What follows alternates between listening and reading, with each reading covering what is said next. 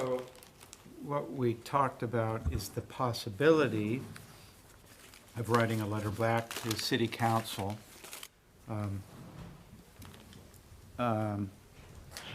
Basically just making some observations about the implications of rescinding that agreement, which is what some of them are pushing to do. And so I took the initiative of writing out, in my words, some of the points that we made and talking about it at the Finance Committee. And so I'm going to read to you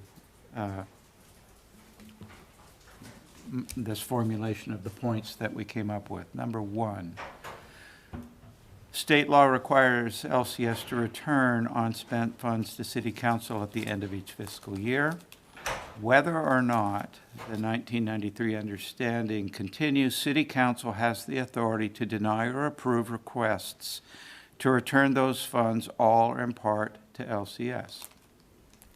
The 1993 agreement does not limit City Council's authority over those funds in any way.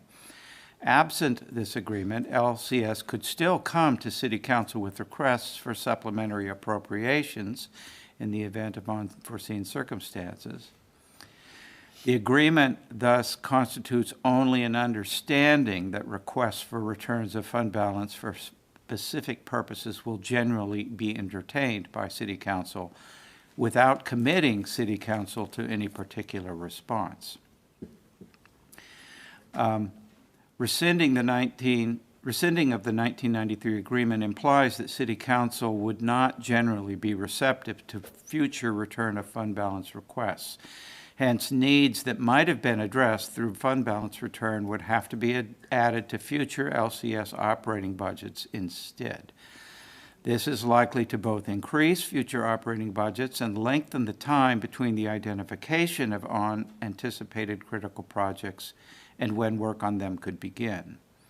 The existing agreement allows at least some of those unanticipated projects to be addressed more quickly and with funds already allocated to the schools for other purposes, but which, for any number of reasons, were not able to be utilized for their originally intended purposes. For example, if LCS is trying to hire instructional staff with particular qualifications, LCS cannot reallocate the funds budgeted for those positions while the search for those staff is ongoing.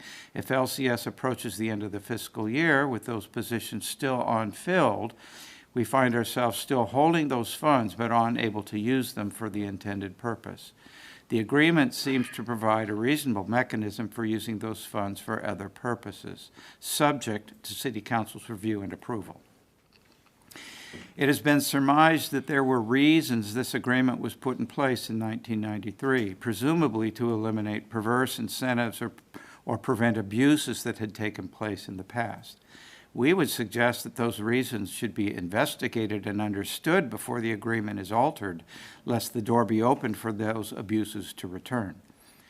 As has been suggested, rescinding the agreement would create perverse incentives for LCS to find ways to spend down its fund balance as the end of the fiscal year approaches, leading to potentially hasty or ill-considered expenditures.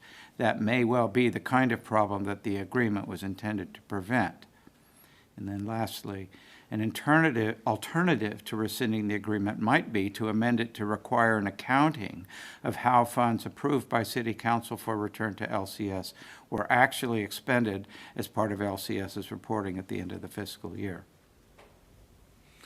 All right, thank